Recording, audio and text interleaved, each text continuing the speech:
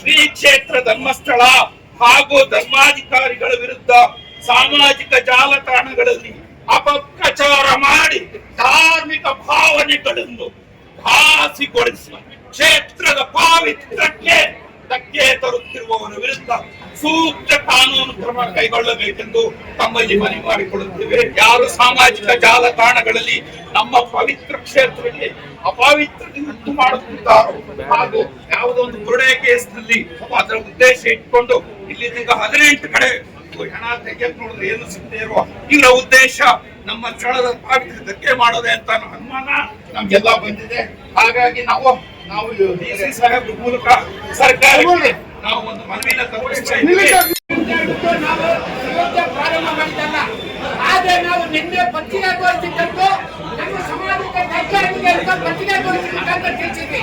ಆದ್ರೂ ಡಿಸಿ ಅವರು ರಜಾ ಮಾಡಿದ್ದಾರೆ ಅಂದ್ರೆ ನಮಗೆ ಒಂದು ಅಪಮಾನ ಮಾಡಿದಂತ ಒಂದು ಸಂಗತಿ.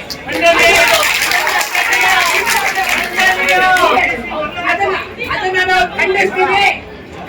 ಮತ್ತೆ ಈ ಸಂದರ್ಭದಲ್ಲಿ ಅವರಿಗೆ ಅಲ್ಲಿ ಬ್ಯಾರಿಕೇಡ್ ಹಾಕಿ ಗೊತ್ತಿದೆ, ನಮ್ಮನ್ನ ನೋಡ್ಬೇಕನ್ನೋದು ಗೊತ್ತಿಲ್ವಾ?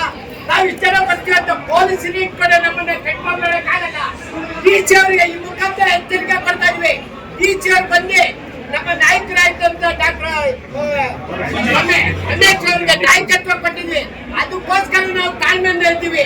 ನಿಜವಾಗಿ ನಮಗೆ ಅಪಮಾನ ಮಾಡ್ತಾರೆ ಡಿಸಿ ಅವರು. 20,000 ಜನ ಬಂದಿದೆ ಡಿಸಿ ಅವರು ಮನವಿ ತಗೊಳ್ಳೋಣ.